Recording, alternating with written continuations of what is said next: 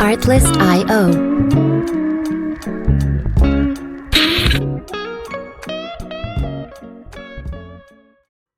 I know that you reading the title may think to yourself, what nonsense is this guy talking about? I lift weights, I box, I'm mentally strong, physically capable. I'm watching all those inspiring self-improvement videos and taking notes and inspiration from them, as well as currently grinding for my future compared to this nitwit loser making random dare videos on YouTube. Well, that's the problem. You are letting self-improvement to dictate your life for you. You let these few gurus on the internet to dictate what hobbies are masculine and what are not. You religiously watch their daily uploads, subscribe to their emails, and praying that you eventually will be able to buy their course and get access to their community of alpha males. I'm not going to share on the self-help community because I myself, just like most people, have been lonely and lost too. And that used to be a space to temporarily find a path for me and exert control over my life. They make me feel that life still has a purpose and I should not waste it, which is frankly a beautiful message. They also are not afraid to deliver harsh messages of reality so you can tackle life with the right expectations. The problem is when you take everything they say literally and believe them to be 100% correct and the only way to exert control on your future. Well, they will still make you feel like you're exerting control on your own steering wheel of your life. That feeling will just be temporary and life doesn't operate like that. Life feels like a video game, but at the same time, it just doesn't feel like it. In video games, as you spend more time grinding, your character level up proportionally to the time you spend on him or her. And you can physically see it in the stats and the growth of the character. But in real life, it's all fluctuating. You may manage to pull in a very productive week, yet feel like you barely accomplished anything or failed many times. Like studying so hard for a test, only to fail in the end. You may have improved your social skills and made friends with a new batch of people, but at times, the relationships may not last due to unforeseen circumstances, or you just met a batch of people that doesn't suit your vibe. Like, ask yourself this question, why be on self-improvement? I know it sounds stupid to ask you this, but do you ever give this question thought? I'll tell you, you got into it to take control of your life, to gain the recognition of other guys you respect, and hopefully being able to attract her into your life. Okay, that's cool, but what are you gonna do when you have a bad injury and you can't hit the gym? Then what you're gonna do? You're just gonna hate yourself even more because you can't do the things that make you feel productive and strong? Then what?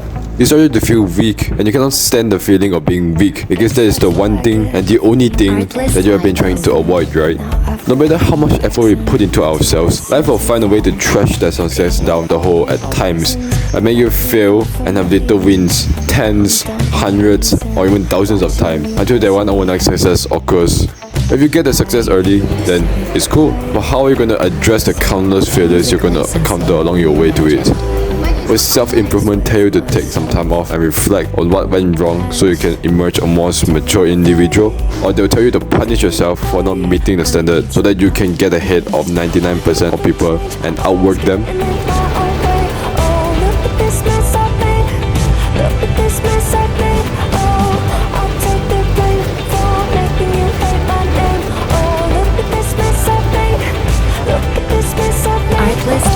Self-improvement doesn't want you to appreciate you. It only makes you love those parts of you that only make you feel accomplished and rejects the rest of you for fear of being and looking weak. The insecure feeling will haunt you wherever you go and will always make you self-conscious until you achieve all of the things you plan out in your head today. And this cycle will repeat over and over again until you find your own headspace and acknowledge that too much of a good thing can be damaging. I'm saying this as someone who have been in a similar shoe where I would cram around 3 hours of studying, at least an hour of editing and filming my video, which also takes up to 2 hours at times, and then an hour of gym, as well as an hour of dancing alongside with my normal school activity for my daily schedule to feel productive and masculine. But in reality, I was not able to get shit done because I crammed so much in my schedule and my brain was always focusing whether I would be able to complete this task in time rather than focusing on doing the actual thing and focusing on it. This sort of routine is okay to implement in a once in a blue moon basis, but the social, physical and mental burden will come, and they will hit you harder than when your dad whacked you with his belt when you're a child. I ain't through with you by a damn sight. I'ma get medieval on your ass. Causing me to end up procrastinating more and got less shit done compared to if I just have taken those small pockets of time for a break and going out, meeting friends physically and playing sports with them more often.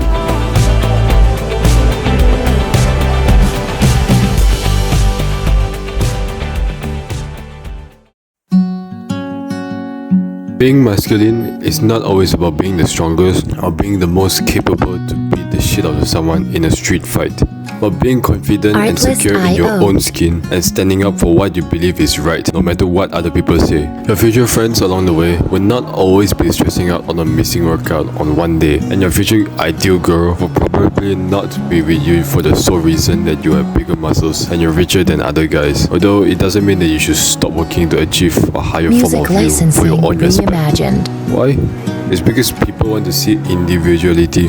They want to hear your own opinions, even if it directly opposes theirs. Because it shows that you're secure with yourself and are prepared to defend your ideals, even if they may be controversial, because you uphold them to a certain standard. Do you think that, or expecting people to flock to you because you deserve it due to the amount of pain and the high standard you uphold to yourself, is more masculine? And then when you don't get that audience, the attention, and you become socially awkward, then you call it a war waged with your inner demon, and then to fight it you hit the gym?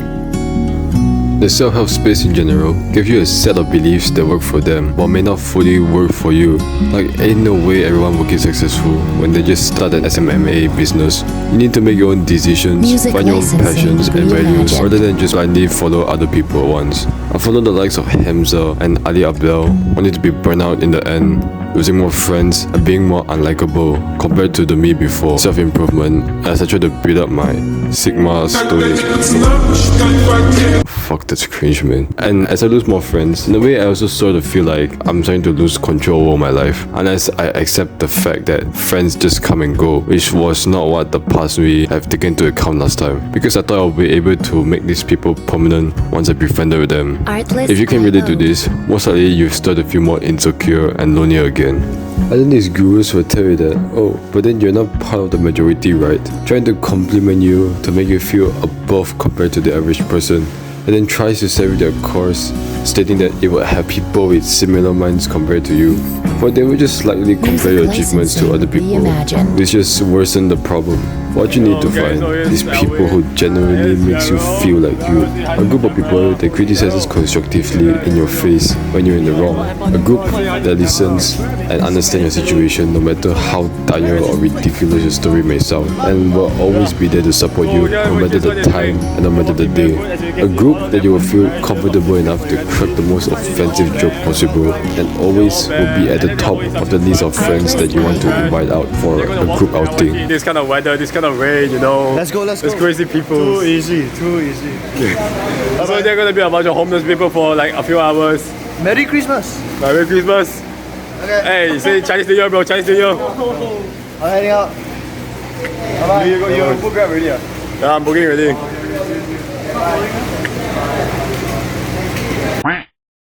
They are the ones that will give you that validation to make you feel secure, so you can genuinely focus on taking control of your life for yourself, not to make yourself look more masculine or rich to let people bring you the validation.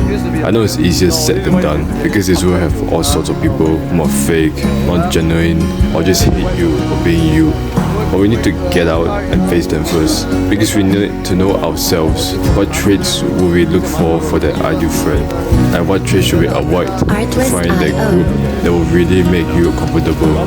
And usually, you will just find them during the most unexpected of times. Thanks for watching.